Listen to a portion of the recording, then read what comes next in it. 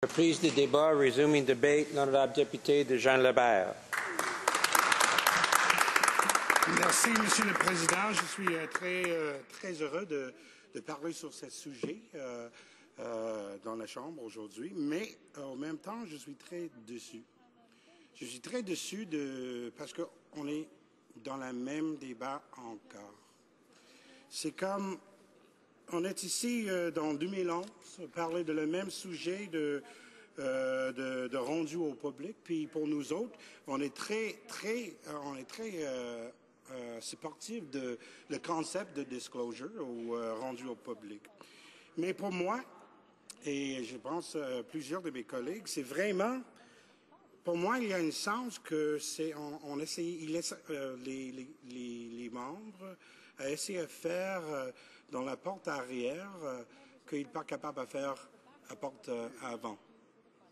C'est une discussion qui est utilisée seulement pour discrédit, je pense, Radio-Canada, CBC. Ça vient d'un monsieur qui dit pourquoi on a besoin d'un diffuseur public, puis il est rendu avec un projet de loi pour ouvrir la porte de l'information très sensitive de son projet. Je ne parle pas de les salaires.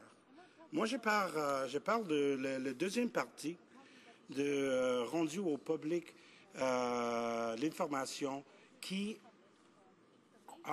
les compétiteurs de Radio-Canada sont capables d'utiliser dans une façon négative.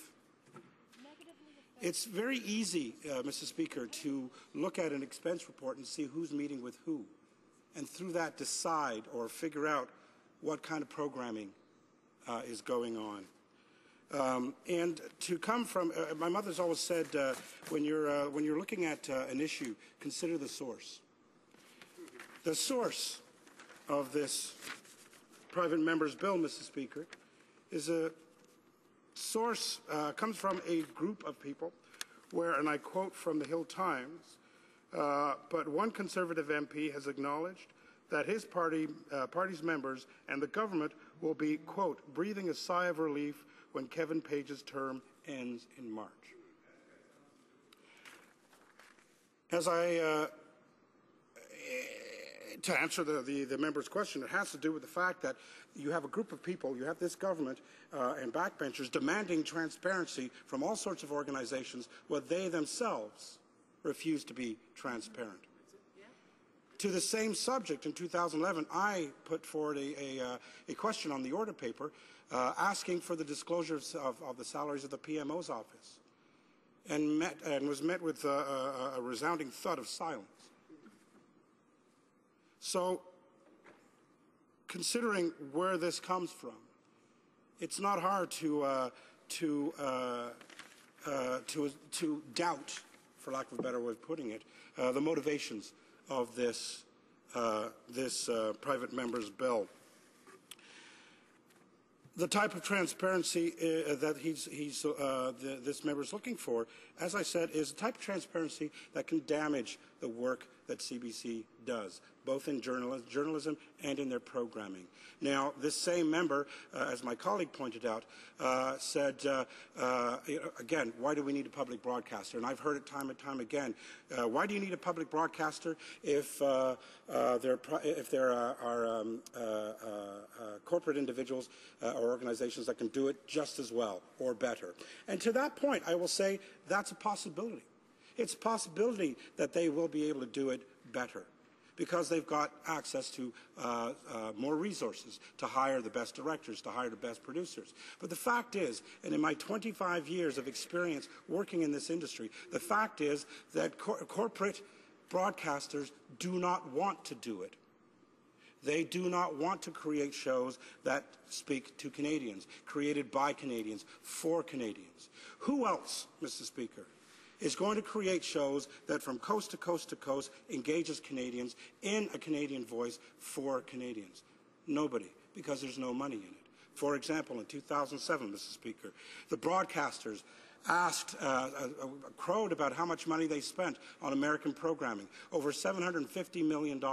In that same period of time, they spent just over $50 million on Canadian programming. And that includes the magazine shows and the sports shows and so forth.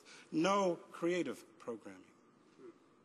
CBC, for the last 75 years, has created programming that Canadians have enjoyed from coast to coast to coast, because they've seen themselves in those shows. They've seen themselves and heard themselves nationally and internationally with Radio-Canada International. This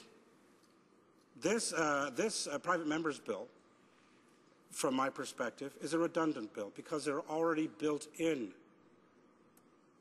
laws that require the disclosure. And CBC, to its credit, went to great lengths to open up and become better at disclosing information. Within less than a year, they went from an F to an A. Now, the honourable member speaks to the issue that, or the subject that that F to an A was only for time. Time was a part of that, but also to disclosure. They disclosed all that they were obliged to disclose, and they fought those issues that they themselves felt were damaging to their ability to do the work. And I must underline, Mr. Speaker, that the vast majority of the access to information requests, which were some 1,400 during this period, came from one source, a competitor.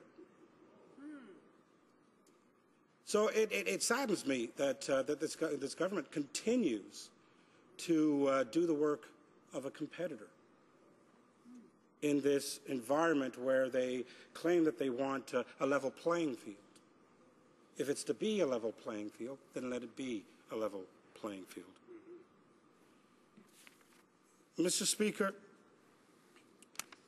it's clear that there are certain members of the government and or the backbenchers who have a continued dislike for the CBC and are looking for ways to defund the CBC. And from my perspective, Mr. Speaker, it makes me suspect to the motivations of this bill. And I say suspect. Maybe the member has good intentions in terms of that. But if, I ask the question, if this bill was supposed to shine a light on all government activities, then why is this bill directed at the CBC?